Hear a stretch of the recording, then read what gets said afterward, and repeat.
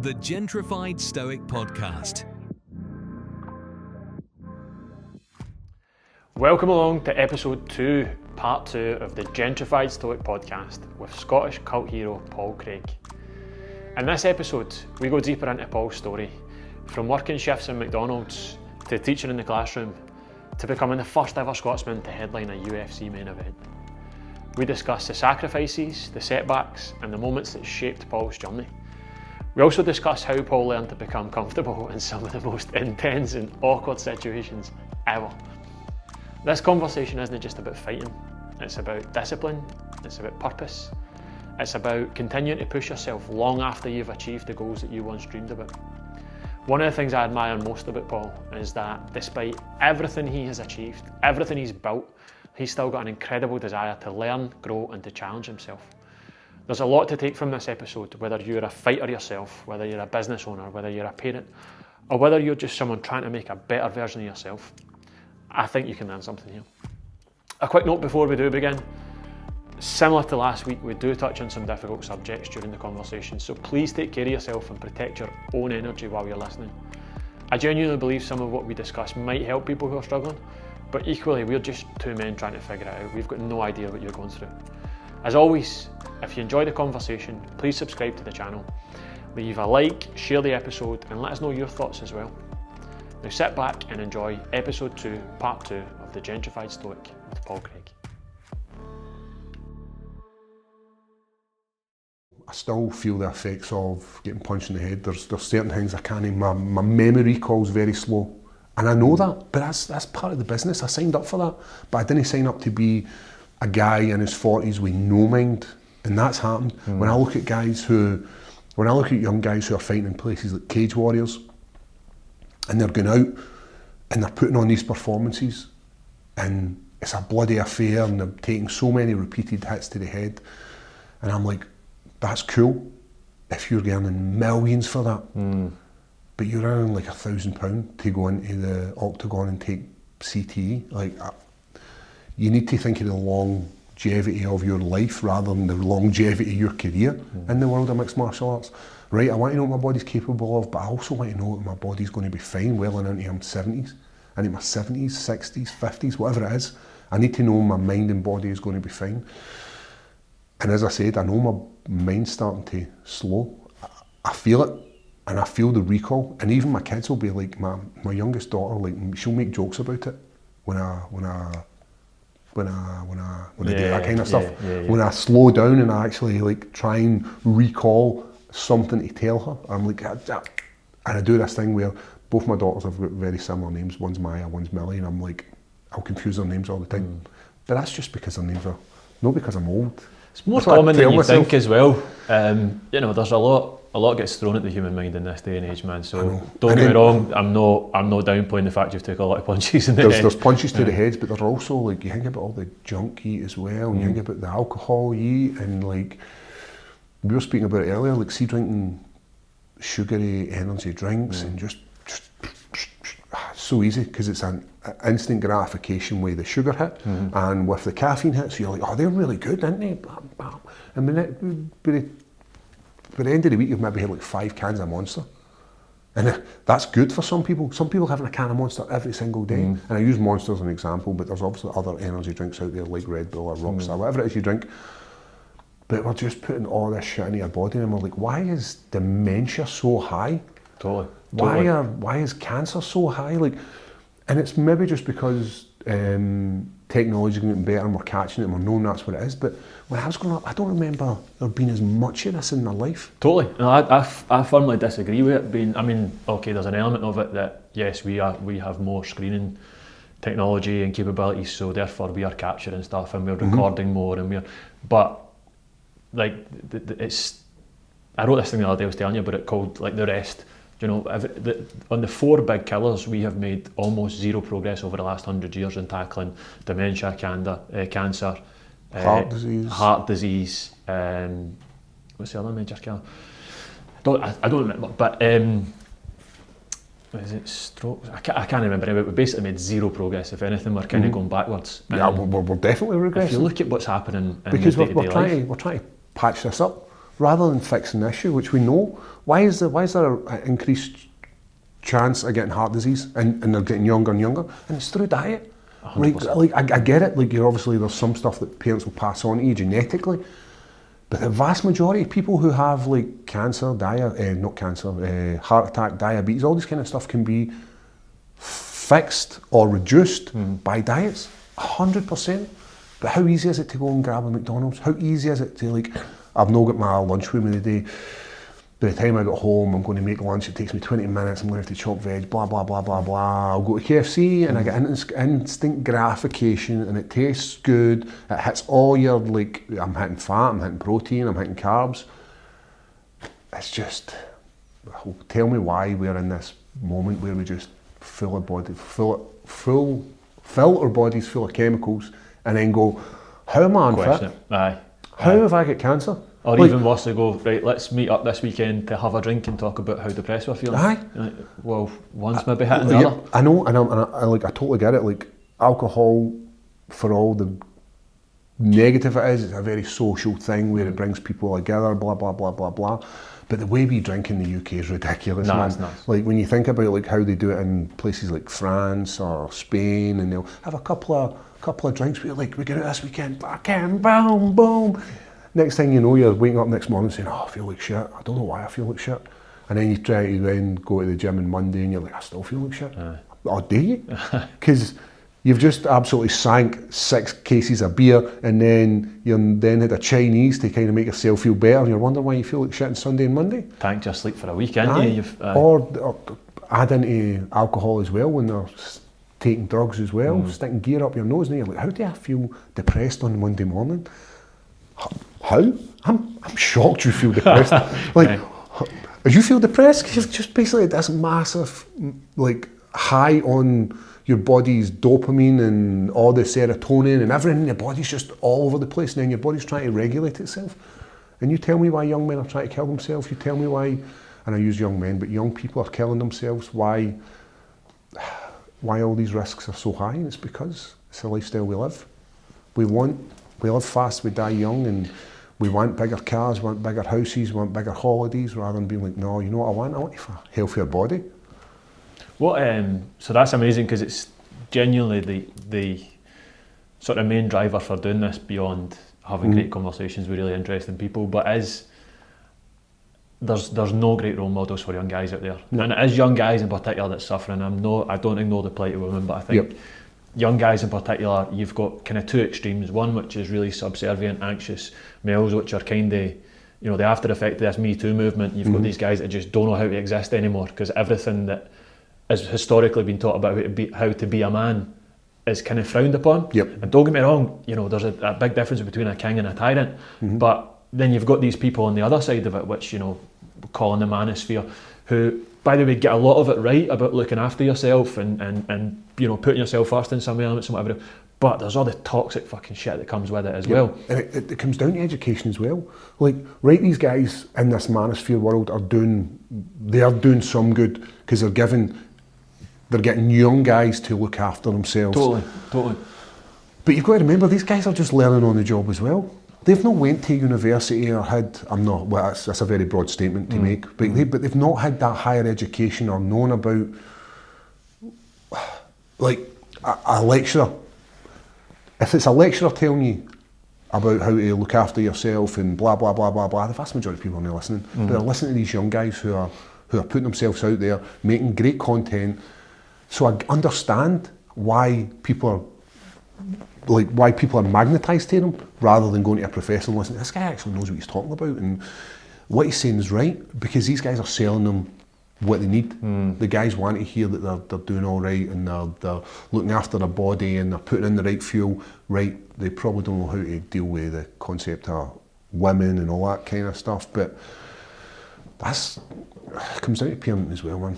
I agree, and I think the big thing they get wrong is that being a guy or existing as a male and pushing yourself and putting yourself forward, it doesn't have to come at the expense of anybody else. You know, women can get what they want and men can get what they want, and we can coexist, and it doesn't have to be this battle. And I feel like, again, going back to the reason for the podcast, is to try and get an example of people that I think are good role models. And I think I mean, who better than someone that's come out and basically turned your whole life around from when you first left school. We've had discussions in the past where you said school wasn't particularly for you. No, I find the concept of school horrible for most people. I think there's a very small percentage, and you know the people we're talking about in your class who were very academic, who passed all their tests, who did all their homework, blah, blah, blah, blah, blah. It worked for them. That's who school's designed for. But for me, a very practical guy, enjoys learning. Like, I love learning. But it wasn't until I was an adult I realised I enjoy learning. I hated learning at school. I loved the topics end, where they were telling me about maybe like space or Egypt and whatever they were telling me about. But see the actual sit down, listen to me tell you about how to read, write, all this kind of stuff. I believe it wasn't taught properly, and I still don't think it's taught properly when I think about how my kids are taught, and I think about where they excel in the world of their academia.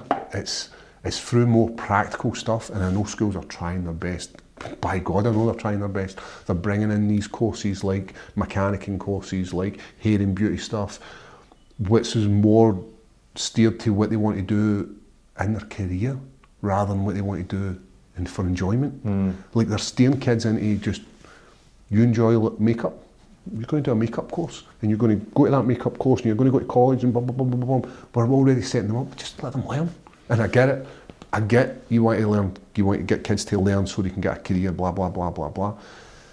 Let them experience life. Like, I want to learn about mechanics. It doesn't necessarily I'm getting forced into being a mechanic. I want to learn how to draw, or how to still draw, paint, blah, blah, blah, blah, whatever it is you want to do. I just think school is designed for a vast majority of people to steer them into a career where they want to go. And they want to just be a drone. And it's easy for me to say that, being like, oh, don't be a drone and don't follow society and don't do this. And you still need money. You still need to have a career. You still need to have education to get to the point where you're in a career where you're earning good money, blah, blah, blah, blah, blah.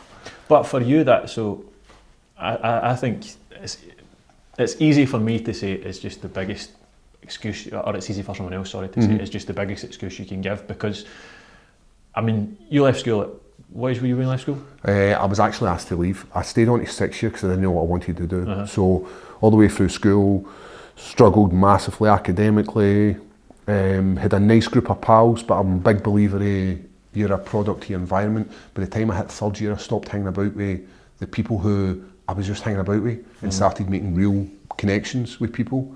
And it was a very mature thing to do. I had no idea I did it.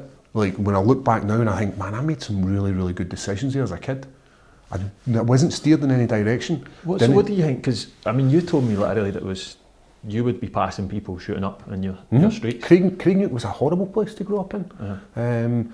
So when I look at things like train spotting, I'm like, I can relate to that because I know what it's like. We had a lane that ran up from one street up to the other, and it used to just be called like Shooting Alley. The guys would just go up there and take heroin, fucking OD. Police were there, the guys running, guys robbing, houses were getting broke into. This was just what it was like in the 90s. Wow. Like, we used to have people come to our door and selling us stolen goods. That was just normal. I remember that, to be fair. That was just normal. But life was hard, and Craigneuk caught a lot of young guys. Like, I love the people in Craigneuk because they're real people. I find sometimes when you go to places and they're no real people, they don't know what living's about. They went to high school, went to university, and went straight back to a nice life. Yeah. People in Craigneuk are real people, man. They've had some cool experiences. Like, they're motorbike guys, or they're musicians, or they're whatever they are, gardeners. Like, they're some of the nicest people you're ever going to meet. But Craigneuk took a lot of young lives. And that's the thing, right? Because I think you've nailed it there. That see the people, and I would include yourself in that, the people that make it out, for want of a better phrase, right? That they've seen that hardship, they've seen that fucking really harsh reality of what life can be like, but they go and make something of themselves, right? And I want to get to your story on that as well, because it's fucking amazing. But they're like, the character within them is incredible, because you're able to see, fuck, it could have went either way, so they've got this gratitude for it as well. What do you think the difference is between those that can make it out and those that don't? It sounds very hypocritical of me, because my last comment, you want to get out of these areas, and it's education. But because see how I'm like, education shit, but you need education to get out of where if you don't have a good job or you don't have a good income and blah blah blah, and I've explained this to my daughters because I had this conversation with them because on my oldest daughter who's 19, and I had this conversation when she was looking at getting a job and blah blah blah, and I'm like, don't get a job you don't enjoy. And it's fine for me to say that, but some people have to have a job they don't enjoy because they need to pay bills. But I'm like, get something you wake up Monday morning and you're happy. When I was teaching, I used to wake up every Monday and I was happy to go back and see kids and talk to them and hear about their weekends and hear their madness, hear the good stuff, hear the bad stuff, hear about whatever it was we were going up to weekend. Oh, we were doing it the Priory and we were doing this and we were like, I love hearing about that kind of stuff. I love dealing with young adults. And it was always something I was enjoyed when I was growing up. So it kind of made sense to go into that world and help young kids. So I'll go into this after it. But when I was telling my daughter, wake up on Monday morning and enjoy what you're going to do. So she's went to do, but same again, she's went to university. This is your 19-year-old daughter, yeah, of course. She's went to university. She's in her third year. She's doing sports science. She loves it. She knows what she doesn't love. And there came a point where her mum's like, you should maybe get a job in a bank because you're going to earn money, blah, blah, blah, blah, blah. And I had this conversation with her saying, don't do that. Don't just abandon something because you're nearly there and go and get money, because I guarantee you will stop education because the money is so much easier. Like when you're having a full-time wage, I was like, you'll never ever come back for that, and you'll just get more hours and you'll just go right into this, slot into this slipstream of Monday, Friday work, nice car, go on holiday twice a year if I'm lucky, have a nice house. I get a pay rise. Guess what I do with that pay rise? I don't save it. I get a nicer car. I get a nicer house. Disappear that into bills. Nicer holiday. I get a pay rise again, and I do the exact same thing. And I says, because she's off for she's finished now until next August, September time. So her mum's like, why don't you go and get a job in the bank? It'll be really good, you'll earn a full-time wage, blah, blah, blah. And I said, listen, I don't want you doing that because I guarantee you'll never go back to education because the money's just dragged you into this. And it's like, oh my God, I've got all this money. So I steered in the right direction where she's like, I'm doing something I enjoy. And I was like, you want extra money? Then pick up extra shifts in the pub. Do PT sessions because you're a sports scientist and prove your skill. But it's fine for me to say that, isn't it? It's fine for me to say that because I can support my daughter.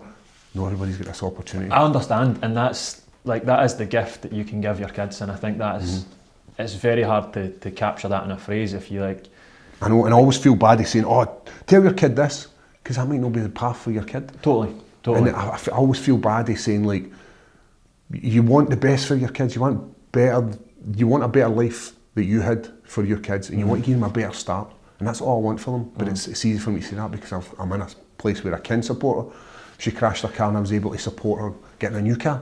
Like, if that happened to me as a kid, as a teenager, my parents weren't able to do that. My parents weren't able to give me a deposit for a mortgage, all this kind of stuff. But this is why it's no easy for you to say it, because it would be easy for you to say it if you're a trust fund kid, but you left school and, if I'm right, you worked at McDonald's. I loved it. Loved every minute of working at McDonald's, man. Some madness happened in there.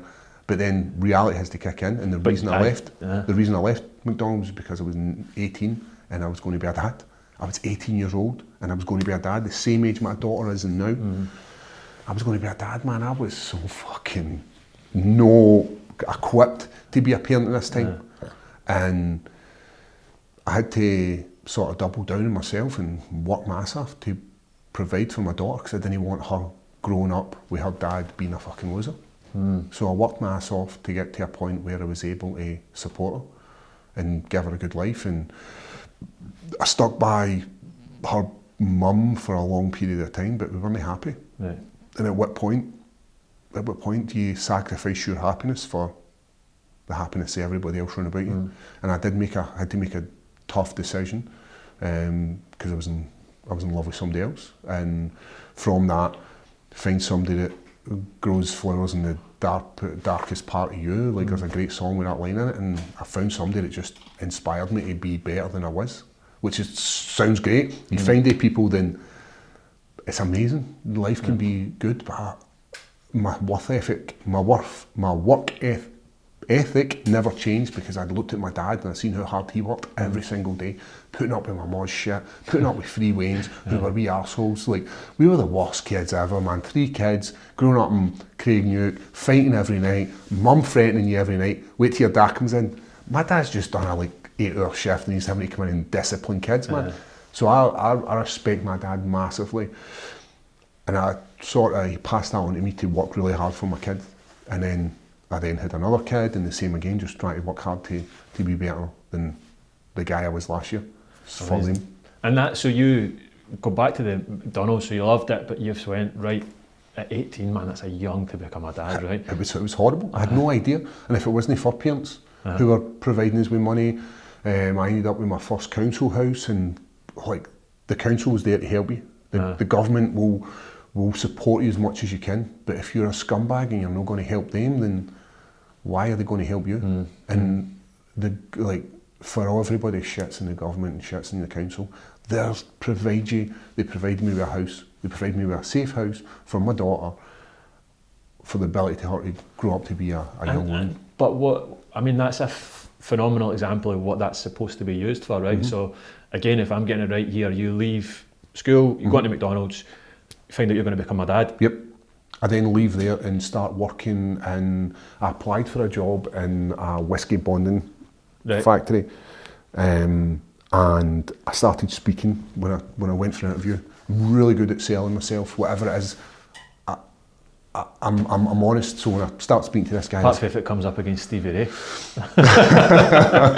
So, Stevie Ray would have won the job. I'd have been like, right, Mr. Craig, I'm really sorry, Stevie Ray's You'd have talked him into the job. I'm fucking getting the job as well. So, I then apply for this job, and I don't get the job. And the guy's like, listen, I don't want to give you this job. I want to give you this job. So he ends up giving me this job. Right.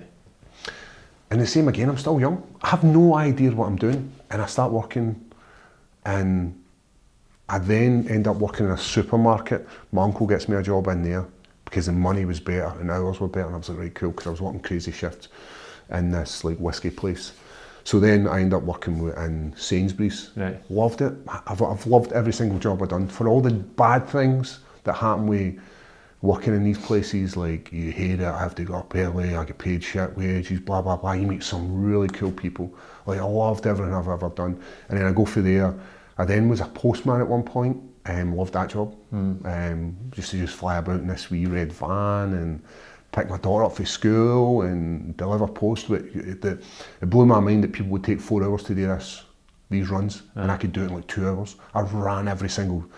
I was probably the worst postman there ever was. I was jumping your fence, I was walking across your grass, but I enjoyed it because a 4-hour job that took me 2 hours, and then I could go and hang about with my daughter. You're outside the whole time as well, right? It's like the classic, I want to retire to be a postman job.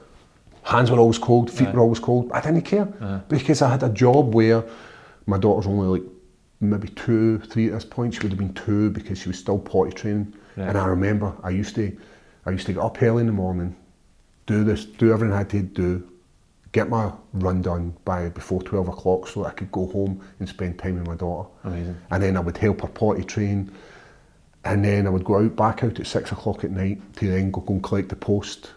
And then because she was already going to bed, so I was almost fitting my life round about my daughter, and that's why I loved it. And then I've been sacked for every job I had, by the way. So you loved it, maybe. So you've very two different pictures, and you're like, I fucking love this. But because I almost felt like I was beating the system, and they're like, no, you need to spend longer. And I got sacked for being a postman, then started working as a night shift security guard. In between this, I'm still doing football coaching, so if I had spare time, I was coaching football, I was improving, I was learning how to be like a proper coach, working my way through a C licence, all the stuff that I was doing in the background, which was ultimately setting me up to be a teacher. So at what stage, that's the moment where you weren't good at learning, you told us, but all of a sudden you're like, right, I'm going to become a teacher. Because I had something to make me learn. Right. I had a young girl who was forcing me to learn for the better reason. Like, as I said, these jobs are all great. Then I started volunteering for this educational charity who done amazing work with young guys. The company were called Skillforce, they're no longer ways. They employed ex-servicemen, and I started giving up my time so that I could work with them. In between all of this, I worked as a window salesman for 1 week, selling windows for C.R. Smith, and I just couldn't do it. It was horrible. I was robbing people in the sense of I was taking advantage of people, and it didn't sit out of me. So I was like, I lasted literally 1 week, and I said, I'm not doing this. I can't put myself in here, because I was always looking for, I needed money, I needed to provide for my daughter, and there was always like, back then you could get a job within a couple of days. I'd go and do an interview. As I said, there was a whole host of jobs, and until I found teaching, I hated everything else. Like, in the sense of, there was nowhere for me to go. And that's what I was going to say. When you say I loved this job, I bet you wouldn't love Sainsbury's if you were still there, but the fact you were there for 6 months. So when I was in Sainsbury's, I loved it because you were surrounded by like-minded people, you were working, we were on the same, we were all together, but there was nowhere for me to go. So I was stuck there. I was maybe earning a half-decent wage, maybe I could become like some sort of supervisor, some sort of manager, but it wasn't what I wanted to do. It wasn't a great job, but it wasn't taking the wake up on Monday morning happy. I wasn't waking up like, but I wasn't waking up like, hey. So then I started leveling up, trying to be a coach, then started doing teaching, then started volunteering with this educational charity. Now the educational charity was brilliant because I was dealing with young kids that were like myself. I'm only like maybe, I want to say 20 something at this point, maybe 21. And I'm dealing with young kids who are 15, 16, maybe younger, going into schools, talking to them to try and steer them in the right direction of where they want to go in life. As I said, predominantly like servicemen. I volunteered for like a year, and a job came up, applied for the job, got the job, started working full time in high schools, and done that for 7 years. In that time, I met Prince William. Like the same again, like if you love the royal family or hate the royal family, it doesn't matter. It's fucking cool either way. I got to go to Clarence House, got to go to London, meet Prince William. There's a crank picture of me. I've got like a shaved head and I've got like no beard, and talking to Prince William. How did you get to go there? What was the reasoning for that? I'd taken this group of kids. There was an award. So one of the patrons, the royal patron, that's right, isn't it? Was Prince William. So you've got like the Prince's Awards, you've got like the Duke of Edinburgh Award. Oh yeah. So this was going to be Prince William's Award because he wanted one like his father and his grandfather. And I run this award, the very first one that ever was ran. I ran it and I absolutely smashed it at the park. Like I'm not blowing my own trumpet. And this leads into like an amazing story, part of my life. Like I've had a crazy life. So I go down to meet Prince William. The kids do amazing. I'm just steering them. I'm just like the captain, but they're doing all the work there. And it was all about community. It was all about them growing up, how they're going to develop and how they're going to move on to a positive destination. Boom, boom, boom, boom, boom, boom, boom. Go and meet Prince William. Really, really nice guy. Spends a good bit of time. I think there's maybe like 12 kids here. There was a few from Manchester. There was 4 from Glasgow or Wishaw. 12 kids. Prince William spent a good bit of time with every one of the kids. Really, really nice. I always thought the royal family were just like kind of shake a hand, move on, but he actually had he cared about what these kids were saying. So then after it, he was impressed with the work the kids done, so he said, listen, I'm going to give you a grant. There's 2 things you can do with the grant. You can either donate it to charity, a charity of your choice, or you can put it towards your education. So these kids are like 15, 16, and then all the kids had said, listen, we want to donate it to a charity, and I was like, absolutely brilliant. So I then go back, tell the people I'm dealing with, Clarence House, who down in London, what the kids wanted to do. Prince William then comes back with this great idea. He's like, listen, I've got an opportunity for you if you would like to go to Africa. Wow. And do some missionary work for these kids. Now I'm a young guy this time, I'm like 22, 23, absolute maximum 24. And I just started fighting because I remember when I met Prince William, when he was like, they introduced me as this is Paul, he's from Scotland, blah, blah, blah, and tell him a wee bit about me. So he's talking to me and I said to him, I do mixed martial arts, and he goes, whoa, right? I'll never forget it because I was like, weird. Anyway, so I just started training at this point, so it's I'm maybe like 24, 25, somewhere in this realm. And then he says, would you like to go to Africa? I then spend like a month in Africa with these kids, end up like sick as a pig, come back and have like, what does he call it? It wasn't malaria, dengue fever. Right. Like I was ill, got the kids, they built like an outside kitchen for them, they done some water tanks, they got to sail down the River Nile, like some amazing experiences for these kids. And like, if it wasn't for just the career that the sort of path that I took to get there, I would never have got to go to Africa.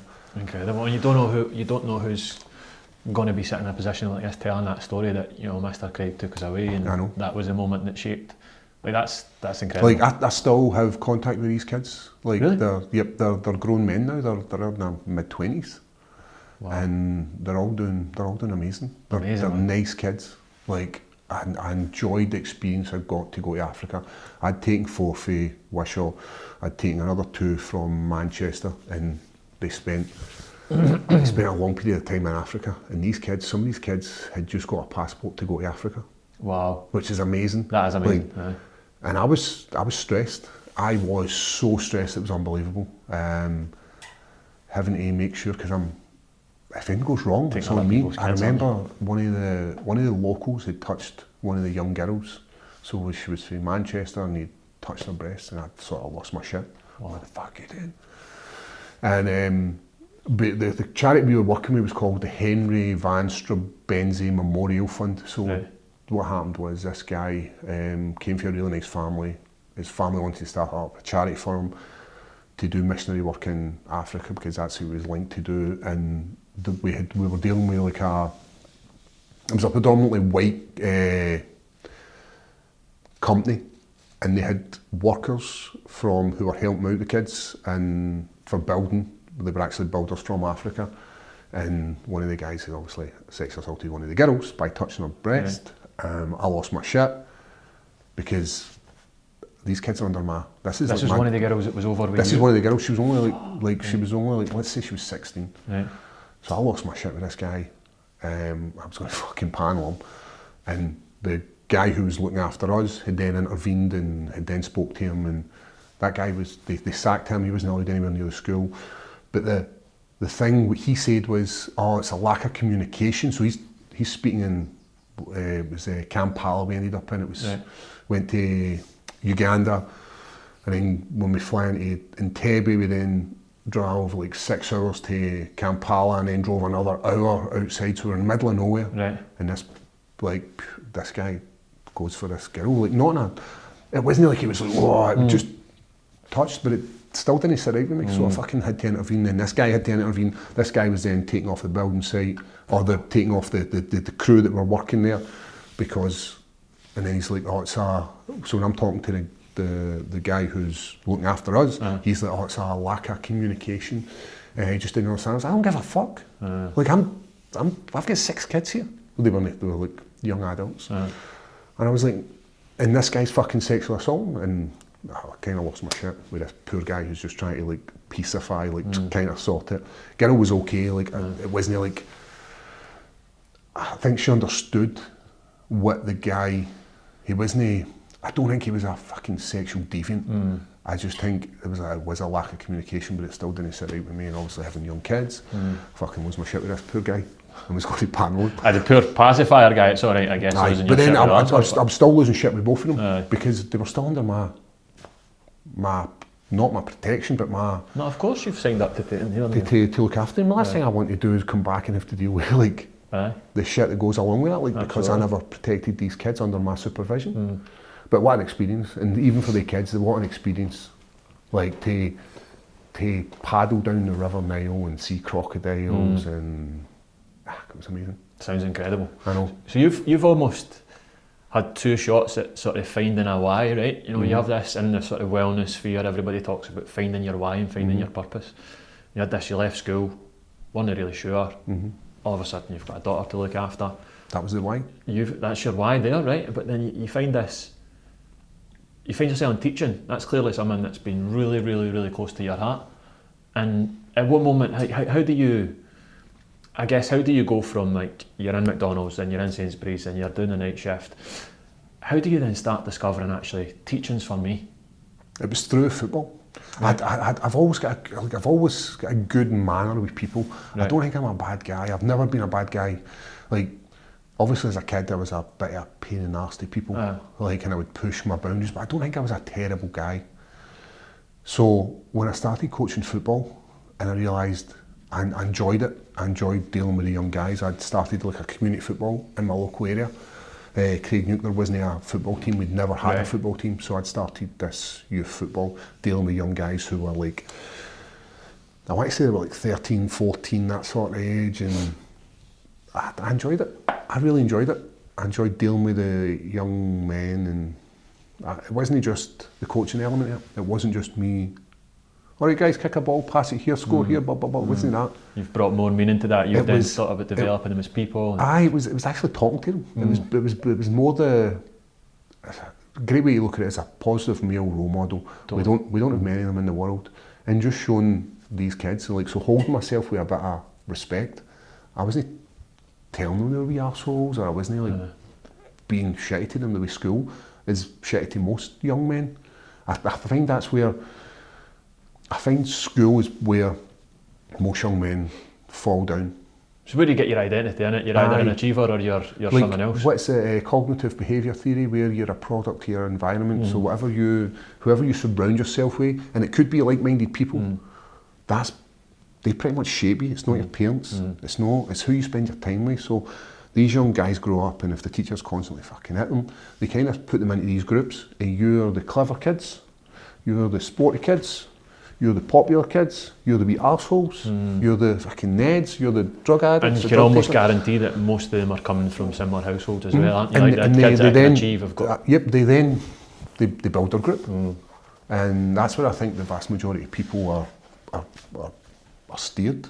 And that's you then went on to work with kids in that sort of demographic. The exact same kids who were disengaging from school.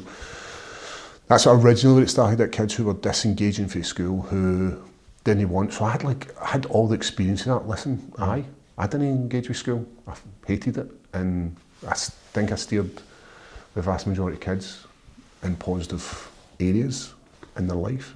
That was what my job was, to steer them in a positive area. Loved it, honestly. Incredible. And did you have to go study for that role? You studied at Open University, did you? Open University, and for the SFA, it was through the SFA badges, and all this kind of stuff helped me. And even, as I said, when I had the spare time, I would always study and try and improve myself. And Adam Losby's like a prime example of this, where Adam Losby was a prison officer, and he'd been working in there for years. Good job, stressful job, but he wanted more, and he decided he wanted to be a strength and conditioning coach. Now, are you going to go to a strength and conditioning coach who doesn't have a bit of paper to tell you how to be a strength and conditioning coach? Well, he's not got a bit of paper. Who even knows in this day and age? Does it matter? Like, what makes Adam so great is he didn't have the bit of paper. But what he had is he had the love to learn, and he then started learning how to deal with fighters. He then went under mentorships, and he improved as a coach by dealing with other coaches. So working with guys like Phil Deroux, working with some of the best strength and conditioning coaches. Now, he didn't need the sheet paper. What does the sheet paper tell you? What I was able to sit a 12-week course and finish it and get to the end of it, which we just spoke about. If the kid doesn't want to go to school for 6 weeks or whatever it is because you're teaching them something shit, let him learn in his own way. Let him find something that he enjoys. If he wants to be a coach, then he probably does need to go down the route of a bit of paper to make him a good coach. It comes down to his self-learning, and that's why Adam's a prime example of that. He's one of the best combat sport coaches in the game, and the whole of the, like, this isn't just in like a small area. This isn't just like, oh, he's the best strength and conditioning coach in Scotland. No, he's the best combat strength and conditioning coach in the whole of the world. And it's all through his own self. It's all through his own education, through what he wants to do with his life. Do you know, that's spot on. And Do you know something I took away from when we were on the Nomad fight camp? And this is, we'll get to this because it's so interesting, and obviously we're going to talk about what you're going to do in retirement as well. But something that you will not learn, as you say, in a classroom environment is, you told us about that time where you had left your old coach. When you were in the UFC, you had left your old coach and you took a loss. You were kind of training yourself, which is where the Nomad term comes from, right? I was a nomad. I had nowhere to be. You didn't have a gym. And we were sat having dinner one night, and I think I was peppering you with questions, or one of the guys was, I can't remember, but it was one of these wee informal sessions where we were sat having dinner, and you tell us that it's the Tuesday after the fight, and Adam picks up the phone to you and says to you, get yourself on a higher level, go and apologise to James Doolan for whatever shit's happened in the past, and get yourself along there. And see that from, I mean, the balls it took for him to pick up the phone, because I imagine at that time you're filled with a lot of people that want to be your pal, that want to tell you yes, but you kind of learn that in a classroom. No. That is a life lesson, and that is, I've used that in about 5 different examples with people I'm speaking to since, of just like having the difficult conversations, doing the difficult shit. And Adam's learned that by leaving his job, putting his whole fucking career on the line, because he then knows that he's gave up this other job, he's gave this up, his fucking life has to be in fucking coaching. What if I didn't respect Adam enough, and Adam phones me up and says that, and I stop working with Adam, and Adam's career now stops, or not stops, but it goes in a different direction, because for a long time I was the only fighter who he had as a UFC fighter, and I know that I seen potential in Adam, and I made Adam who he was. No, that's not what I'm meaning here. What I'm saying is, when I spoke to Adam, I got a good vibe for Adam. Now, I was working with the UFC Performance Institute guys at the moment, at that time, before I started working with Adam. Really? I was working with the PI guys, but it was remote, and I could phone them up and speak to them daily if I really wanted to. But there was just something about Adam where I was like, this guy, like, it doesn't matter. I don't care that he's not got a big fancy gym in the middle of Glasgow, or the fact that he doesn't have a bit of paper that says he's a university level degree. Like, none of that. I bought into him, and I bought into the way when I spoke to him, and he's like, the reason he messaged me, right, and sometimes you just got to shoot your shot. And he messaged me, I'd been running, and I think I was running like a 5k at 25 minutes. And he was asking me, he's like, what is it? I see you running all the time, Paul, what is it you're trying to get? And I says, well, I think I can get it under 20. And he's like, why? And I said, I don't know, I just think I can get it under 20. Good at this. And he goes, but how's that going to help your UFC career? And I says, well, it's not. And he's like, so what are you doing it for? And I was like, right. And he says, he's like, would you be interested in working with me? He's like, just one session. He's like, if it's terrible, you don't have to work with me again. And he's like, I'd love to work with you. And I said, you know what? He's right. Just straight off the bat, he pointed out, what are you trying to get it under 20 minutes for? And then from that, I then done that first session with him. And everything he was doing, I was like, he's right. And at this point, I'd been self-educating myself in the world's because I'd went to the PI and I'd seen what they were doing. I was like, right, I'm way off the mark. I have to then upskill myself, because I was so far underskilled in the world of conditioning, it was ridiculous. So I started working with Adam, like, what are we doing this for? Right, cool. And everything I asked him, he had an explanation or a reason why we're doing this. And I've watched through what I'd done with Adam when we first started to what we've done now in my last few fight camps. And there's been a couple of things added and a couple of things reduced, but ultimately the same. The same ethos is still there. And that's why I think he's an amazing coach. That's why when he phoned me up, it easily could have went, fuck you, I'm no doing what you tell me. Who's this guy? Aye.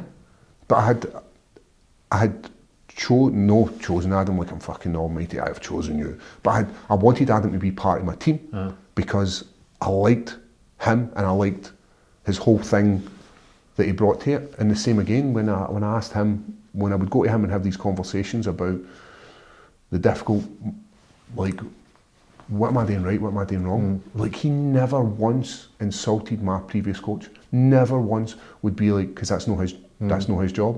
And it wasn't until after it we had these conversations. He's like, fucking terrible. He's like, so many times I wanted to grab you and tell you. He's like, but it's not my job. He's like, my job is for you. He was like, but I seen you going down a route that I didn't think was going to be good for you.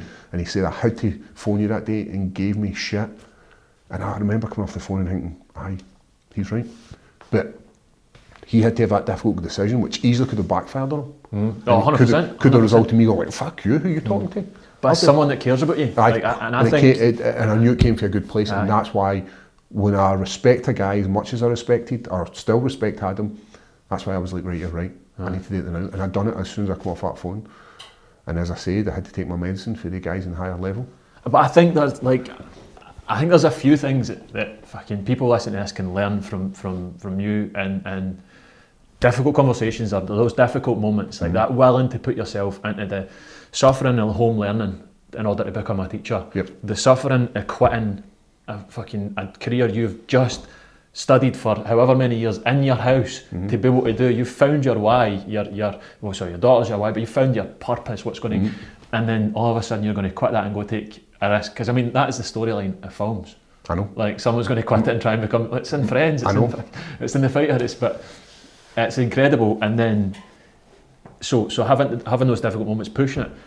One of the other things I've took a lot from watching over the last couple of days and just looking at some of your videos, reminding myself of some of your fights.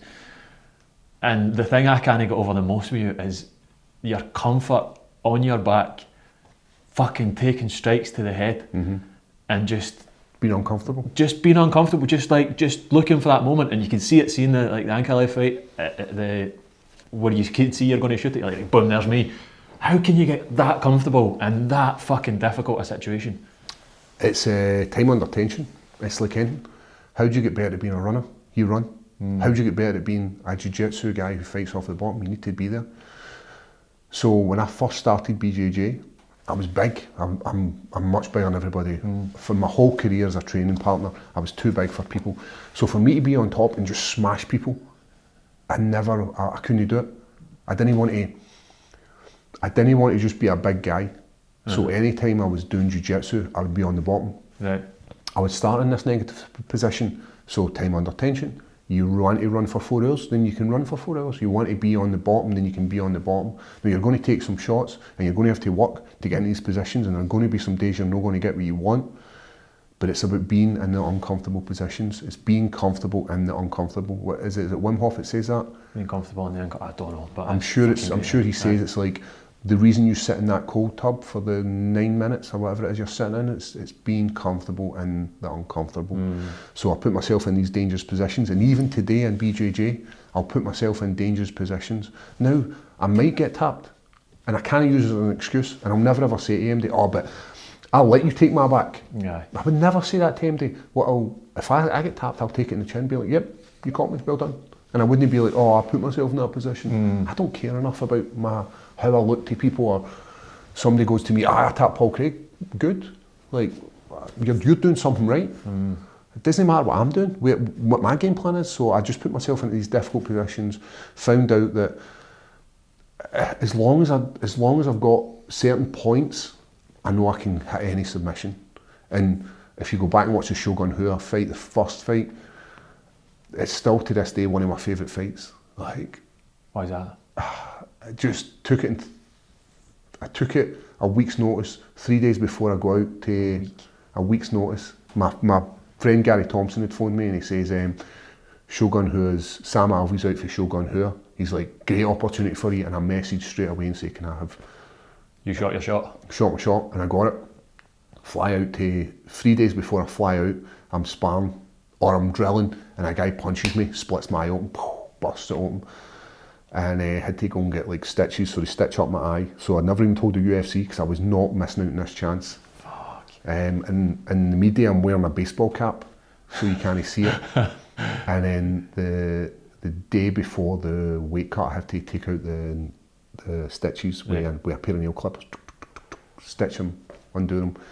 And I remember walking out, like everything about this fight, it feels like a movie. Everything about it was epic. Yeah. I remember standing backstage, I go out first, Shogun Who's the Man, I'm co-main event, first time my face is on a poster. Like I've never never signed my face before, this was the first time. And I'm walking out and they're chanting, this is in Sao Paulo, and they're chanting to me, over here, you're going to die, and brilliant. Wow. Getting to the octagon, the place, I'm talking like, couldn't hear it, they lose their mind for Shogun. And I just go, fuck it, let's go. And I remember just rushing forward and just unloading, man, bum, bum, bum, bum, bum. And for some crazy reason, Shogun just rides a storm, man, bum, bum, bum. And then we end the first round. And I remember, and this Michael Bisping tells me this after, he was like, that's one of the fucking craziest things I've ever seen. So we do the second round where Shogun takes me down and he just covers up and he doesn't give me nothing. He just, his technique was beautiful. And I'm like, I can get this, I can get this, I can get this. And it was that triangle and I was like, I can get that, I miss it. Bum, bum, bum, and I keep going for it, And going for the second round into the third round, I'm still jacked out my tits with excitement. The place is going mental, right? And Shogun, who was sitting in the seat, and he's like, this man, his face is marked up. I've not got a mark on me. I think I've got a wee cut above my eye. And he's like, his face is marked up. I'm like, get fucking up. Guy doesn't understand the word I'm saying, right? But I'm in the middle of the octagon, right? I'm like, get fucking up. Let's fucking go. I go back to my corner, and then just as I come forward, I start throwing these shots. He takes me down again, and I'm like, I'm elbowing, I'm trying to get up, I'm trying to look for this triangle. A minute and 30 seconds in, I bounce up, take him down, do an amazing trip sweep, take him down, start dropping my elbows, bum, bum, bum, bum. Round timer goes 3 rounds. First time I ever went 3 rounds, and the two of us are standing in the middle of the octagon. The place is going mental. And they give me a draw, and it's still to this day one of the greatest moments I've got in a fight. Do you think it was a draw? I'm happy with the draw because I then got the rematch and I smoked him. But I'd taken that in like 7 days' notice, burst open my eye. Everyone was against me, fighting against Shogun, who was maybe in the downswing at this point, but not as much as he ended up in the downswing. And I remember saying like I wanted to retire him there. And then feels like you did in the replay. Then the rematch, I got the retirement fame, but then he kind of came back, and fighters always want one last hooray. They want to leave the sport, and no many of us get it. No many of us get to walk away from the sport happy. A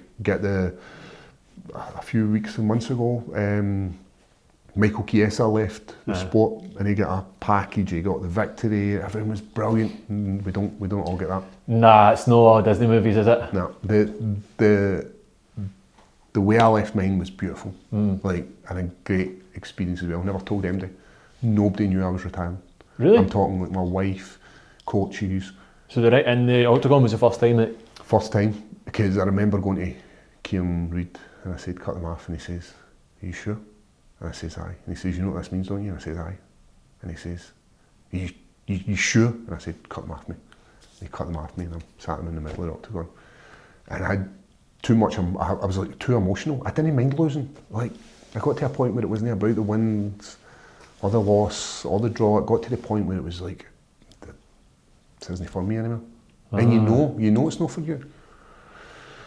And Michael Bisping gives me the full place stands up and everybody. That was incredible, man. And like I said, I'm looking around and I'm just like, I don't get to soak all this in. There's only been like 2 times where I've soaked it in, and that was one of them. I remember just soaking in the love. Like everybody's standing up, clapping, cheering. Michael Bisping comes over and he gives me some nice words, and he says, if you get anything to say, and I say, and it's only a few lines because it's all I can get out. And I say some of my lines, like, in this sport, the young eat the old, and I'm old man, and that's all I could say, and I had to walk away. It was one of the coolest fucking I was like so emotional, and I remember walking out, and there's a great video of me just walking backstage, and I'm crying. And after it, managers come up, family comes up, or the teammates, and everybody's like, I had no idea, and I was like, I know, I couldn't tell him. I didn't want him to tell me one more. And I genuinely don't think MD would have, because as I said, my manager just signed a new contract for like 4 fights for me, and I know she worked hard to get it, but I was like, I think how much respect that gets for you as well, that you didn't decide to go and see those 4 fights out, so as you had a wee, a bit more money to go home with, or because you could have. It seems like a lot of what you're saying is like legacy moments. It's like, right, that's my legacy. I want to know that I can, I lost, but that's fine. I know I gave it my best. The question I asked myself is, do I think I can beat guys in the top 10 light heavyweight division? 100% I can. I can, when I look at guys now and I'm thinking, I can beat him. Where were these guys when I was looking to fight middleweight? Like, that's the question I say. Like, where the fuck was this guy when I was fighting middleweight? Or where was this guy when I was fighting light heavyweight? Like, I got to a point where I was fighting good guys, really good guys, and it just wasn't for me anymore. And I get it, man. It comes to us all. Old age is it's something you can't slow.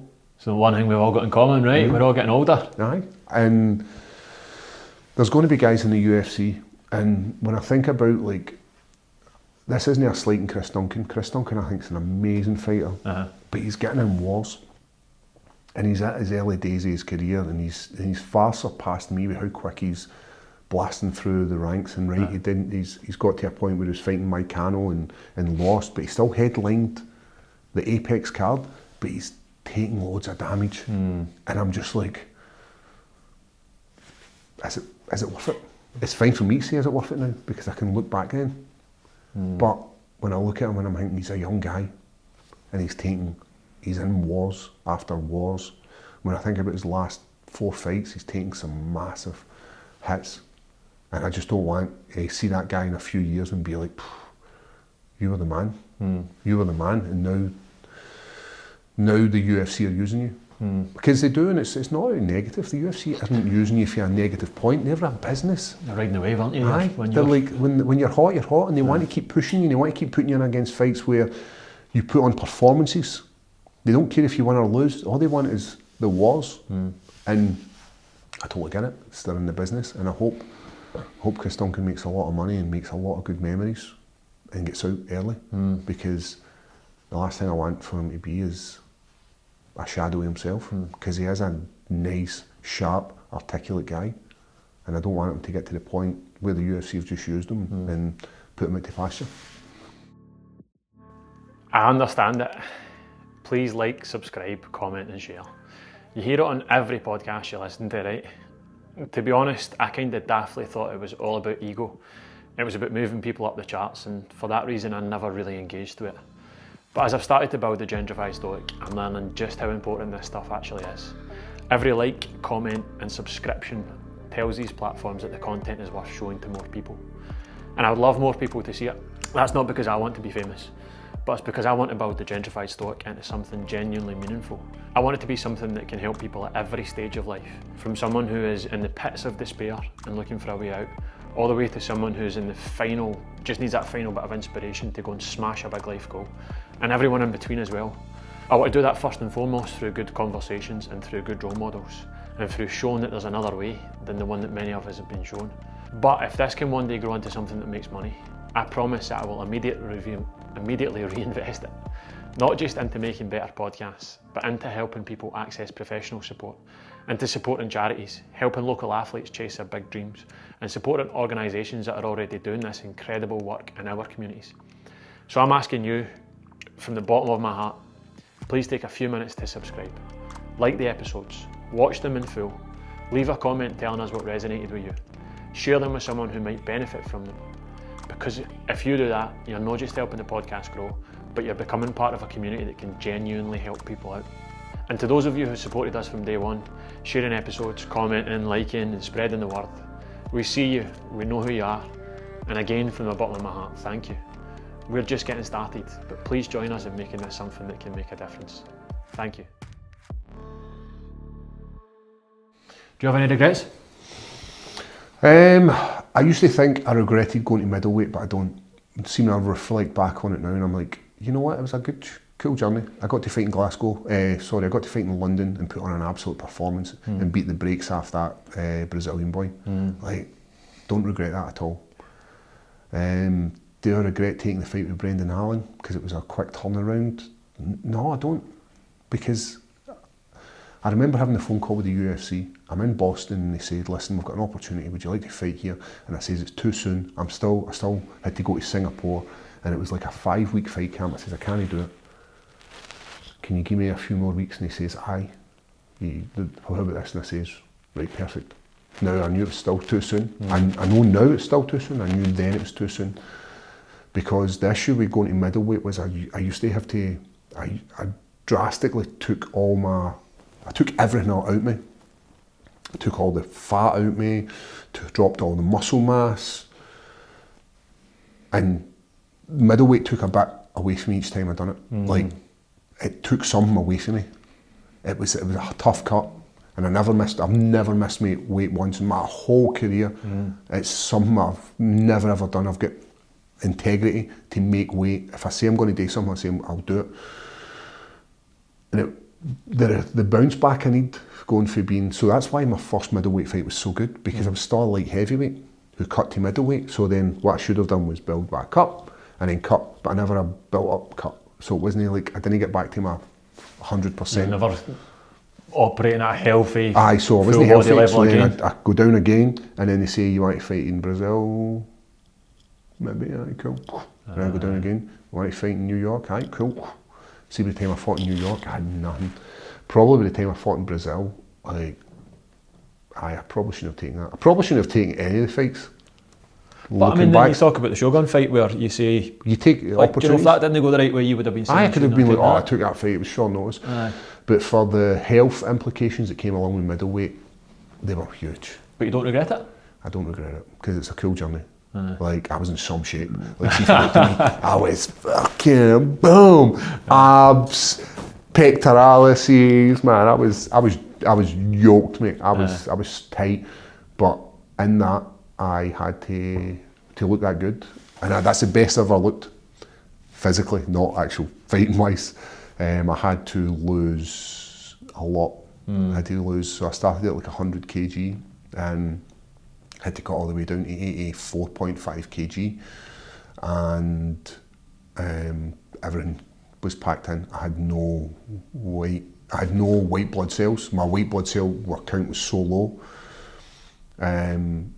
I had showed all, so I wanted to make sure I was doing this safe, because I didn't want to have massive health implications when I retired. So I'd take a blood test at the start of the fight camp, I'd take a blood test at the end of it. It was through Randox. Oh right, yep. Randox Laboratories. I think they're the service they provide with their 2 blood tests, I think, are brilliant. So I'd take a blood test at the start when I'm 100 kg, take all my metrics, and then I can then compare it to the end ones. See when I'm going to get my second one just before I head out to fight in London. The woman's like, "Are you okay?" And I says, "Aye," because I don't think in. And she's like, "Do you need to speak to somebody?" And she goes all like, and I'm like, "No, I'm fine how?" And she's like, "You look terrible." And I says, "Oh, look, listen, I totally forgot. Like, I'm in a fight camp. I'm a fighter." And she's like, "Oh, thank God." She's like, "What's happened to you?" And I explained to her, like, "Listen, I cut this much weight. I've just cut all this fat. But obviously, I was drawn in, everything." She's like, "When I took all your vitals before and I look at them now," she's like, "You look terrible." So I showed all this information to my friend that's a doctor. My best pal, like, went to school together, like, when I was 3rd year, and still friends up to him to this day. He's like, "Paul, we'll put you in a drip." He's like, "All your vitals are done." He's like, "You've got like no white blood cell count, so you can't fight off infection." He's like, "Your testosterone levels are low, so I can't get hard on." Like, literally, didn't matter who's standing in front of me, he wouldn't work. My wife's like, is there something up? And I'm like, I just don't have any energy. It's no you, it's me. And she's like, nothing was working. Everything was just packed in. Was struggling to sleep because my body's constantly hungry. And I ended up with staph infection, like, loads of time. I ended up with like staph in my knee. I ended up with like a cut in my knee. It then tracked all the way up to my groin. Like, this was like a week before going into fights. And do I regret it? Nah. Because you know what? I found out what your body's capable of. It's fucking incredible what the body will do. Could I have kept cutting? I probably could have, but who knows what I've done. Who knows what I've done. It doesn't sound like it would have been a good plan, man. I think you cut that 4 fights was enough. But if I had beat Bo Nickel, who knows where I'd have been. But I mean, if you'd have beat him, surely you wouldn't have beaten him in that condition, eh? I feel good. I did feel good. Like, I feel like you move so much quicker. Right, okay, right. Like, see, if I'd go back, I would change it to maybe diet more. I don't know, because we were right in the cusp of fucking dying. Like, the nutritionist Lee is the best guy in the world, and you imagine telling a fighter you're not allowed to do this. Lee, go and give me some jalapenos. He's like, nah. Really? I'm like, Lee, it's a fucking jalapeno. And he's like, nah. That seems quite. Or strict. he's like, let me weigh your coffee. And I'm like, Lee, fuck off. And he's like, I need to know what your coffee weighs. Wow. And I'm like, Lee, get to fucking leave me alone. But that guy is the best guy in the world to deal with fighters at their worst, and they're irate, they're no happy with their life, and he just, Lee, can I have an ice lolly? And he's like, you can have one. Lee, there's another ice lolly in there, can I have ice lolly? He's like, nah. He's like, once you make weight, I'll get another ice lolly. Just feel like a wee boy. You actually stay and eat ice lollies. Like, the best thing in the world. See, what's quite funny is one of the questions I really wanted to ask you, because I watched you the other day in a clip, I don't know where it's from, but when you're talking about you're no drinking at the moment, you're talking about getting rid of the monster, and you're like, this isn't doing anything for me, pal, it's gone. I was going to ask where the discipline comes from, but I think you've already alluded to that. But I guess where does it come from that the UFC's gone? Like, there's no drive. There's nothing to keep me tethered to running. There's nothing to keep. There's nothing that stops me if you're going, I can have a beer tonight. Because one, I don't work. Like my job currently is fitness. That's all I do. I wake up in the morning. Yesterday, I do my normal morning stuff, jump on the bike. That was 3.5 hours, which is pretty much a quarter of your day away when you look at it that way. There's nothing that tethers me to be that other than. So how do you do it? Why do you do it? I think it's because I've set myself the target, and the only person I'm going to let down is myself. And I tell people what I'm going to do, so that I embarrass myself. So you've got that accountability.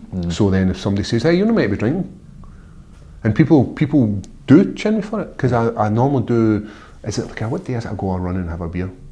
Sunday. Right. Sunday I'll do a half marathon. Well, again, half marathon Sunday. Like, just keeps putting a half marathon in. He keeps putting 1 hour, 45 minutes. This is my coach, who's coached me for the triathlon. But it's 1 hour and 45 minutes.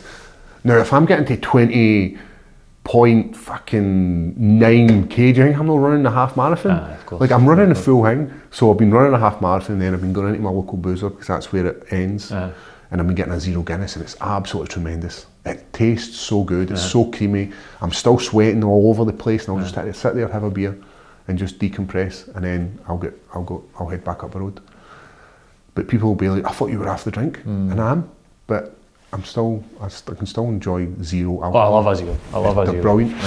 But it's probably an embarrassment, and that's why I openly told people what I wanted for that first marathon. I want 4 hours, because then the only person I'm letting down is myself, embarrassing myself, and I know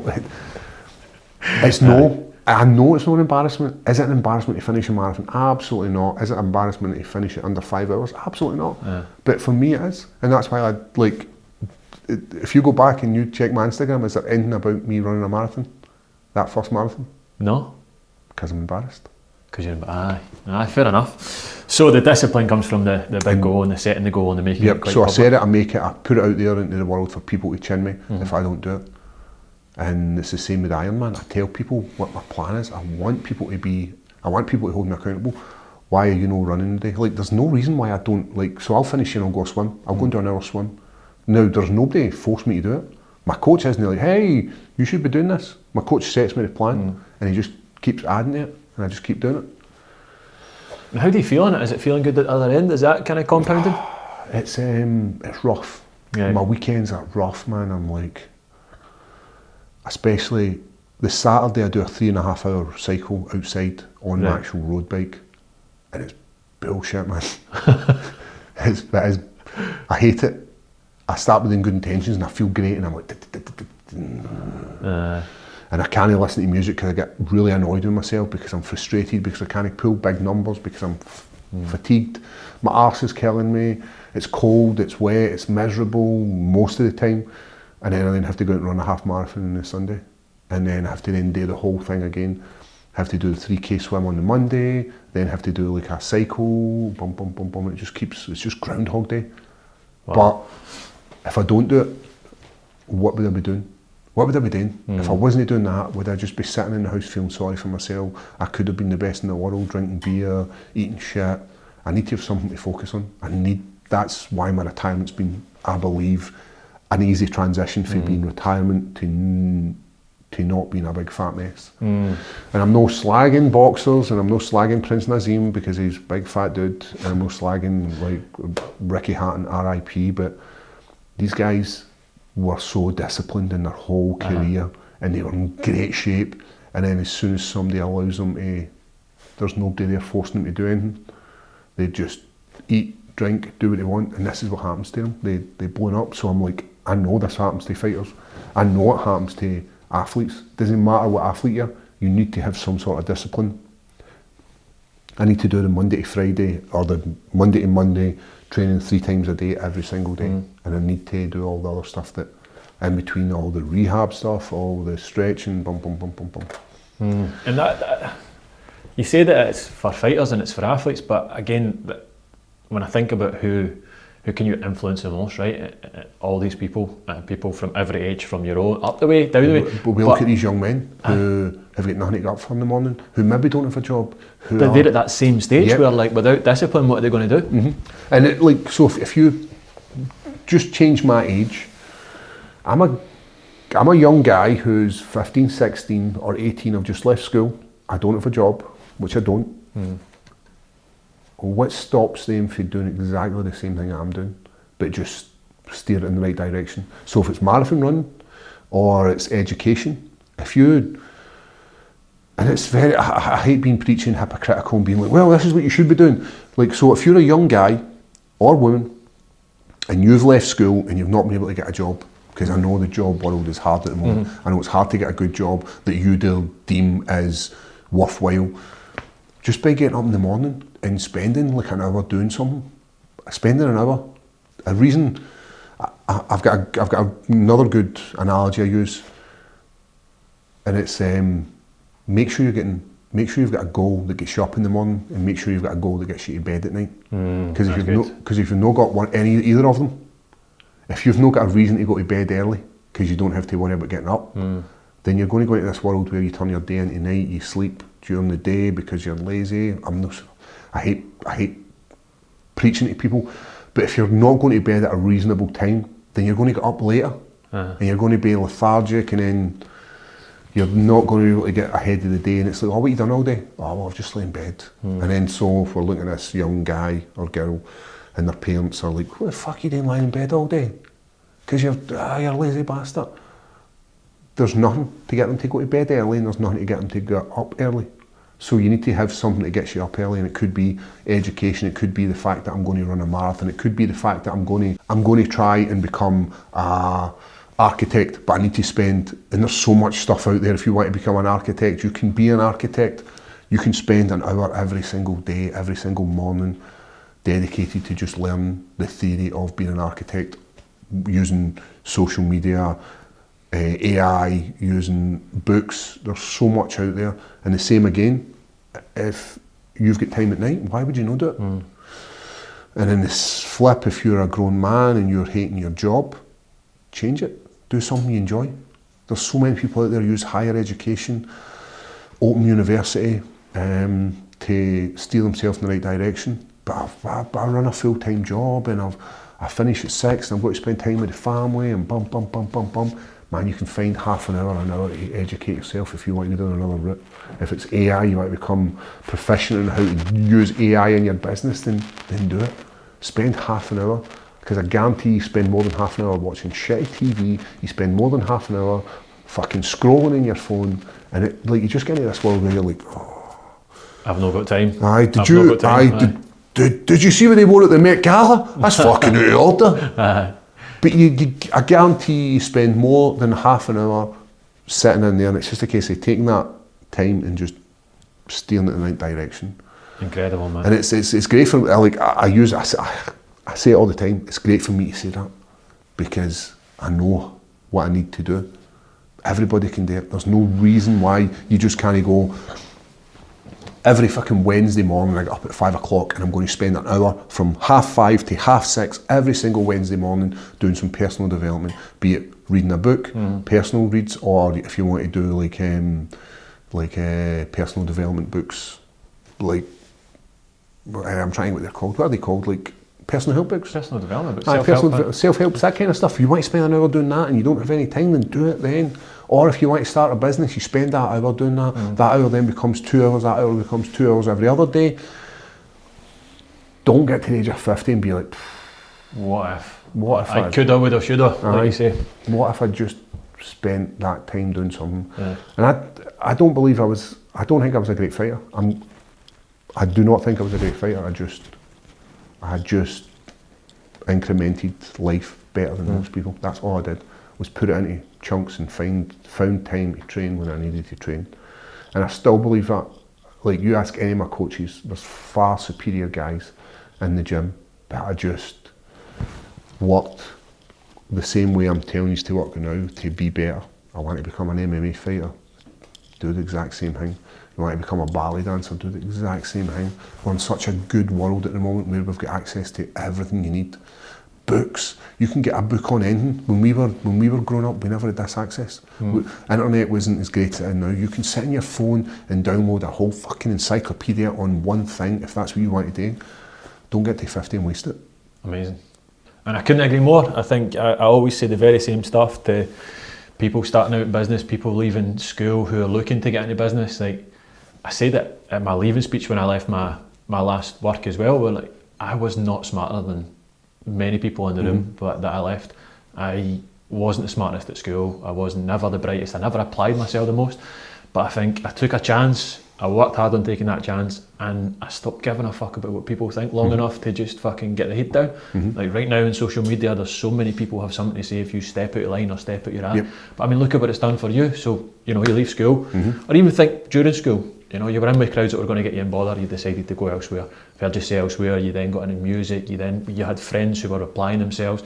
You leave school, you end up at McDonald's, you go into your night chef job, and then you go, right, no, actually, through coaching, I decide I want to turn my life around. You find a massive bit of purpose in teaching. Then you decide to step into the gym today. What were you calling it? Chokes? The UFC chokes. The UFC chokes. I was pretty good at the old UFC chokes. The UFC chokes, they've done all right for you. But you took that risk, and then you doubled down. Anywhere I've went, I've not had anybody steering me, and I wish I had. I wish as a young guy, I had just somebody that was like, hey, go and apply yourself to do this. You're really good at this. Aye. But there's no many young guys out there who are listening to positive people. We spoke about this manosphere world, and they're obviously giving them some sort of purpose, but they could be doing so much more for these young guys. 100% they could, 100%. And you just need to get somebody to buy into them. That's all you need, to buy into you as a person. And just pick who your hero is. Who's your hero? It was my dad for a spell. I don't want to shit my dad. He was amazing in business, but then when I started getting into this, like that generation, my dad's generation, your dad's generation, they didn't really know about this wellness and looking after themselves. So my dad threw himself into business to give us a better life, but ultimately cost him a lot personally. You know, he's diagnosed, he doesn't look after himself, divorces, whatever else. Right now, I don't know. I look up to a lot of you guys in the gym. Like, see, sitting down here with Kieran last week, see, spending some time with you, guys that are pushing themselves to a level where, again, I done it in business, but then I was like, how do you do that out with that? Like, I just went, I don't want to drink anymore, but fuck, everybody's drinking. And then I come into a higher level and I'm like, oh, here's a culture where people aren't drinking, but they can still be guys. Do you know? Because a lot of the time when I stopped drinking, it was like, all right, you're a pussy. What are you not drinking for? But, you know, listen, I'm currently having these not arguments, but my mates like, I can't believe we're going to Boston to watch Scotland. So I can't believe you're not drinking when you go to see Scotland. And I says, how? Like, I don't need alcohol to have a good time. I went to a wedding in California maybe like a month ago. Open bar, free bar for a Scottish guy in Cali. Man, that's fucking a dream come true. Can you drink? And the first night, they done the wedding rehearsal, we had a nice meal, got to meet all the people, ended up going to like a nightclub or a pub that turned into a nightclub and having a great time. And then the next day I'm talking to all the best men and all the groomsmen's party, and they offer me a drink and they're like, oh man, let's have a toast. And I'm like, I'm no drinking. They're like, were you not drinking last night? And I was like, no. They're like, how did you have a good time? And I was like, because I don't need alcohol to have a good time. And it comes in, as I said, like, is alcohol bringing me anything? No, it's no. It's like you're waking up the next day, you're feeling shit. It's not just the 24 hours after. It's a long-term effect. And the same with that shitty Monster, the same with shitty McDonald, the same with all this stuff you put in to your body. Just make better choices. Make better choices. Like, I know I'm making shitty choices right now, but I'm trying to be better than I was last year. I'm trying to be better than I was last week. And I'm trying to make a positive role model for my kids. Because, as we said, the behaviour theory, the cognitive behaviour theory, where you're surrounded by people who are doing the same stuff. If I'm smoking vapes, because all my pals are smoking vapes, guess what my kids are going to do? Yeah, 100%. They're going to do the same. If I use alcohol as a way to go out and party, my kids are going to grow up and think that's acceptable. How are you ever going to tell them not to do it when you're doing it and you're modelling it? Aye. One of the things, by the way, I think about with that drink conversation, it's so interesting because it took me fucking ages to be able to... Two things, I guess. One was, I heard you were the best dancer in the place. It was your wife that said it, to be fair, but we'll get that. But I could never fucking get up and dance, or I could never go and push myself beyond that fucking, like, when I stopped drinking, right? Because I was quite a big drinker. But when you realise that, see those best men that you're talking to, they've got borrowed confidence. Right? They've got a bottle of confidence, and it's borrowed. See, when you actually start to fucking like yourself, and like, I was young, I wasn't very sure of myself at all, but see, since I've stopped drinking, and see, since I'm starting to be confident in these rooms and starting to like myself, develop yourself personally. Like, I don't need bottled confidence, and I'm not going to be the best dancer in the room, to be fair, but I don't need that bit of fucking confidence that they'll get that's going to strip away from you for the last week. And I'm now comfortable going into these situations saying, I think what I drink, like you touched on it earlier, see when you stop giving a fuck about what people think of you. Totally, man. Like, do I care? Like, sometimes I'll go places and I won't be able to be myself because I'm surrounded by people who are maybe judging what I'm doing. And then I would waste a night. I would maybe go to a wedding and say for instance, I was drinking, but I'm like, oh, I don't know these people. Are they taking videos of me? Are they doing this to me? Are they going to rip the piss at me? I don't give a fuck anymore. Like, I've got a video with Paul dancing and he looks like I can bust a move, man. Like, you can, man. Aye. Like, people will see that and be, oh my god, look at Paul dancing. Like, aye, good. Like, what? Who gives a fuck? Aye. Like what? And what? Paul's dancing, aye. I mean, I had a good example this other week where I'm going to go off on a wee tangent, but I uploaded a load of pictures of me and my wife when we were in London down the marathon. And people, were like, oh, he's done you dirty there, there's pictures of you without makeup on. And I'm like, I didn't even realise. I'm like, what? So that's a thing? I'm not supposed to, like, we were living our life. It's just pictures, man. We just had a great time. But apparently now, like, how you have fun is you spend 3 hours getting ready and then fucking, take a candid while I'm not looking at this. And I'm like, that was us fucking having a good time, man. Lie to people, because that's what social media is. Totally, man. Filtering yourself. People only post, like, as I said, I didn't post about my marathon when I didn't get what I wanted. People post what they want. And that you perceive of social media is horrible. It's got a fucking grip on us, man. And it's got a grip on our kids. And we're the last generation of guys who are able to get out social media.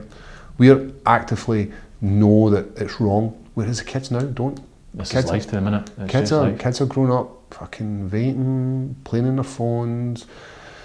They don't go outside. They don't do anything to push themselves. I push my kids every day. I fucking love it. They fucking hate me for it. Signed my daughter up for a 5k. Hated it every minute of it. Just trying to achieve. Mate, I do the same. I love to hear it because I do the same, and I felt like you just want them to achieve more. Aye.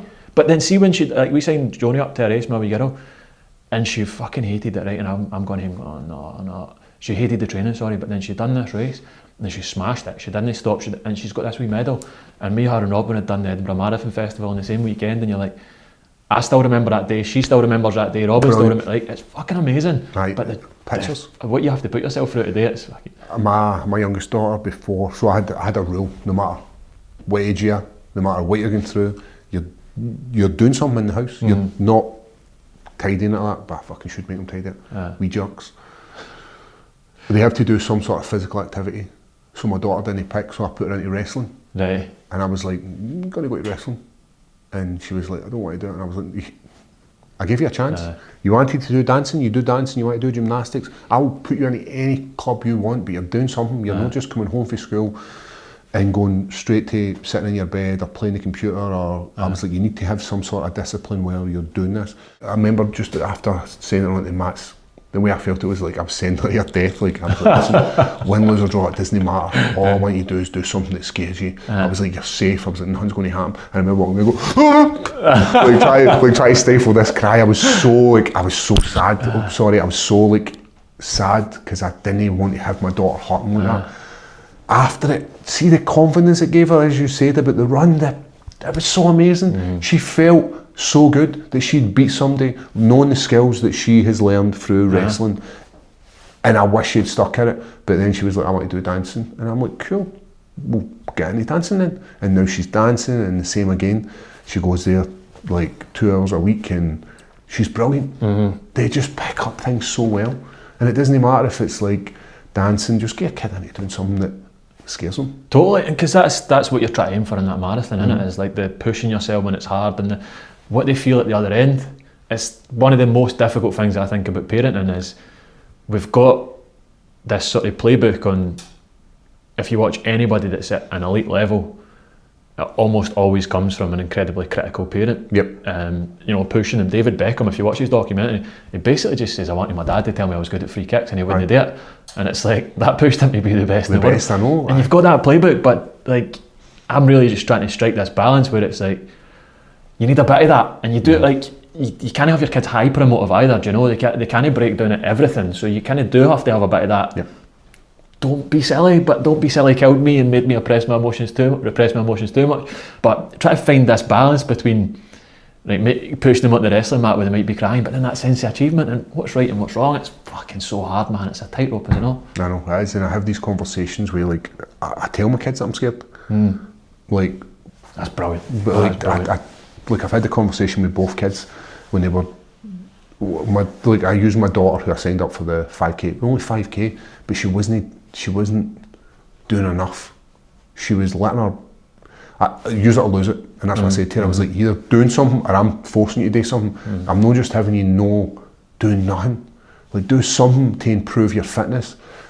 Academically, she's good, but I just need her to do something physically. So I signed her up for a 5k, and I was like, do you think I enjoy like going to training every day? She's like, I know, but it hurts. And I said, aye. I was like, do you think getting punched in the face or like kicked in the shin or choked or your arm bar? I was like, I'm getting this day in, day out. I was like, and then when it comes to fights, I'm scared. I'm genuinely scared. I don't care who MD is. It's a scary feeling knowing another man's going to try and cave your head in. And I said the same to the youngest daughter. She was going to a dance competition, and she's like, what if I make a mistake? I said, what if you do make a mistake? You just pick up where you were. You've trained so hard in dancing. You know this dance. I was like, it's exactly the same as doing it in the classroom as it is doing it in the stage. The only difference is the surroundings have changed. It's the exact same thing. Because I used the same analogy with myself. Like, see what I'm doing in the gym? I'm just taking that and elevating it a little bit to being in the octagon. It's the exact same thing. Nothing changes. The only thing that changes is the sound. The only thing that changes is the lights are a bit brighter. The Brazilians in their face screaming tonight, you old eye. And it was, I remember Chael Sonnen talking about like a plank of wood, and he's like, if I've got a plank of wood, like a batten, what you would use on like scaffolding, if I've got that and I put it on the ground, would you walk across it? Of course you would. What's worst that's going to happen? You stumble and you step off and it's there. Now I take that same bit of wood and I use these two chairs and I split it across it. Would you walk across it? Of course you would. It's not that high. Now I take that same bit of wood and I put it 10 feet in there. It's the same bit of wood you would walk when it was on the floor, when it was on these benches, when it was on 5 foot, 6 foot, you would walk across it. When it's 100 foot in there, it's still the same bit of wood. The only difference is the surroundings have changed. And that's what I try to explain to her. Like, I'm scared getting into these fights, but I'm trying to convince myself that it's the same thing.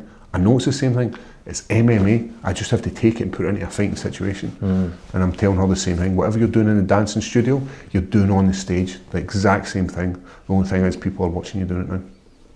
What a great lesson, man. I know. Just trying to inspire my kids, man. That's the only job I've ever been good at, is being a dad. And I do believe I'm a good dad. Like, that's the only thing I want to be, is a good dad. That's what I'm aiming for, man. I love that. I think I was a good businessman. I knew my biggest challenge is in trying to actually learn how to be a good dad. And it's hard. It's hard to, because you need to inspire them. You need to steer them in the right direction. You're either going to make mistakes. and you don't want them not to make mistakes. They need to make mistakes to be better human beings.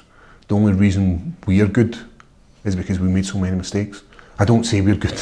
Like, I know what you mean, man. We're fucking good, aren't we? Yeah, we're a couple of good guys here, but you need to make mistakes. Every major turning point in my life, I look back and say, right, this big thing I learned, or this, it's always been on the back of some form of failure or something. Like, you need to, the only way to know what's right is to know what's wrong. And sometimes you have to dip the toe and be like, oh yeah, well, shouldn't have done that. So I'd be a good dad. Amazing, man. That's the only thing I want, and it was the only thing that steered me into fighting, was the why.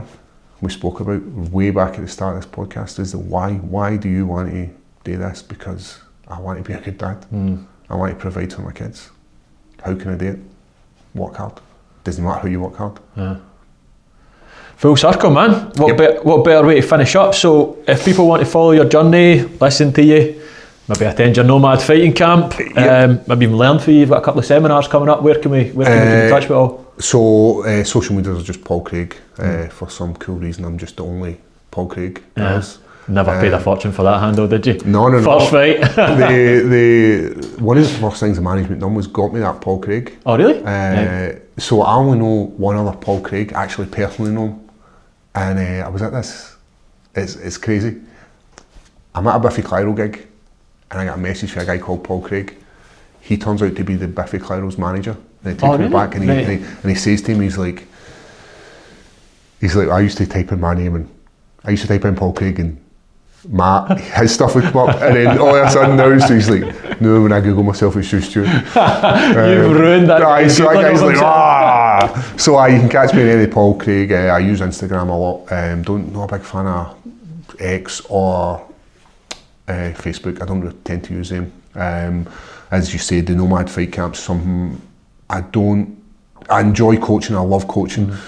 I don't have the time to coach Monday to Friday. I think going from being a full-time fighter to being a full-time coach is a rough gig. When I look at James, my coach, and I look at what he has to do, not on the mats coaching, the hour or 2 hours he does at night and the hour during the day, it's all the other stuff that goes along with it. It's the man management, it's the emotional stress he's dealing with. Like, if I look at Sean Clancy a few weeks ago, his fight was cancelled. So he's not only dealing with Sean as a fighter, he's dealing with him as a young man who's going through a tough period, and James has seen it all, so he's having to deal with it. And I don't think I'm ready to be doing that at the moment. So that's why I'm not doing mass amounts of coaching. But I do love it, and I believe I'm very good at it. So we're doing these Nomad fight camps. We're doing them in Alicante. We're doing them 5 days, and they are quite intense. And the levels of what we're doing with people is, I'm showing you exactly the way I would show a professional to I would show an amateur to I would show a beginner. I'm showing you basic concepts of how I believe fighters should progress, and I think it works. So we took on 6 the first camp, and we're bumping it up to 12 this camp. And what I don't want to have a camp where you don't have any time with me. If you've got a question, I'll make sure I can answer it. So the best way of doing that is have small groups, and everything about the camp's amazing. Like the premises, being in the hills, not being able to just jump to the pub. Like we're in a really, really nice wee place, and I've got a rumbly tum. And the food, like everyone's taken care of. All you have to do is turn up and put in a shift, and that's all I ask for you. And if you want to know what it's like, there's a link in my bio on Instagram. You can check out Nomad, see some of the stuff we talked about. We've got a couple of guys telling us about their experience and what they expected. So if you're interested in developing as a mixed martial arts, or you're just looking to kind of push yourself, I think so, man. I think well, you look at the last camp, I was lucky enough to be able to come along. Couldn't take part in too much because we were right at the cusp on the marathon. But I think it's actually strangely what guys are screaming out for. If I think about like my own journey, for years I've been desperate to like stop going on fucking stag do's. Like, you know, a stag do, you start thinking about it 3 months beforehand. You've got the pre-anxiety, you've got the fear, you've got the come down, alright, it's fun for a couple of days, but then you've got 5 or 6 weeks of displacement after it. It's fun for like the first time you're there, and then you're then just masking, drinking, and to try to get through. Totally, man. And totally. The way I look at it is, we go on these breaks with our mates, which is a really cool thing to do. It's like being around like-minded people. But if you enjoy skiing, you go on a skiing holiday. Or if you enjoy hill walking, you go on a hill walking holiday. Yep. Like, whatever your holiday is, this is the way I would look at it, is like, how much would you spend to go on holiday? Now, imagine going on holiday doing something that you enjoy. I think gone are the days of sitting by the pool, and we were speaking about it, where we would go on an all-inclusive holiday and just drink, wake up next morning and do the exact same thing. Whereas now, I think guys want more for their holiday. If you've got a week off and you're looking to do something cool, you go and do what your sport is or what you enjoy doing. If you like architecture, you'll go and visit places where there's loads of nice architecture. Why don't you do the same with your fitness? If you enjoy fitness and it's MMA, then why not check out Nomad Fight Camp? If you enjoy BJJ, we're talking about doing a BJJ camp as well. I'm only going to run like 2 of these a year. I think it's set to be something what is pretty cool, and I do believe guys are going to come back regularly to this because it's just a cool way of learning. Tremendous. And as I said, everyone's taken care of: food, nutrition, training. We'll test you. If you enjoy doing stuff, then why not check out the camp? And you get what you pay for in life. Doesn't matter what you do in life. If you want to go on a £500 holiday, you can go on a £500 holiday, and it will be shit. If you want to spend a bit of money and go on a nice holiday and spend fucking thousands, and you can do that. So why not do it for your fitness? Why not do it for something that you love and training with somebody who's no bad at the old mixed martial arts? Well, that's the other bit, man, is like you get space. It was on one of these retreats I designed my whole plan to, we want to do an MMA but we're doing fitness, designed my whole plan to sell my business, what I was going to do next, what my career was going to look like, how much I was going to get for it. Wrote down all these goals and went back and actually done it. But you're getting to work with a legend as well, a cop hero and a legend, so what better way to sell it, mate. Incredible. Thanks so much for coming on, Paul. I really appreciate it, man. I really appreciate the time. Cheers, man. Thank you so much for tuning in to episode 2, part 2. Firstly, thank you for taking the time to listen all the way to the end. I genuinely appreciate it. We hope that you've enjoyed the conversation as much as we enjoyed making it. And more importantly, I hope you've found something that you can take away and apply in your own life. One of the reasons I started this podcast is because podcasts played a huge role in helping me turn my own life around. They introduced me to new ideas, challenged the way that I thought, and showed me that there was another way to live other than this one that was just so immediately obvious to me. My hope is that the Gentrified Stoic can do the same for others. We're still at the very beginning of this journey, and I'd love to hear your thoughts, your feedback and your suggestions on how we can make this more valuable for you. If you have the time, please spare us a minute. Subscribe on the YouTube, follow us on Spotify, share the episode with someone who might benefit from it, follow us on the socials, interact with it, drop us a message, tell us what you like about it. Every wee bit of support will help us reach more people, it will help us have better conversations, and it will help us continue to build something meaningful together. Thanks again for listening. Take care of yourself, and I'll see you in the next episode. The Gentrified Stoic Podcast.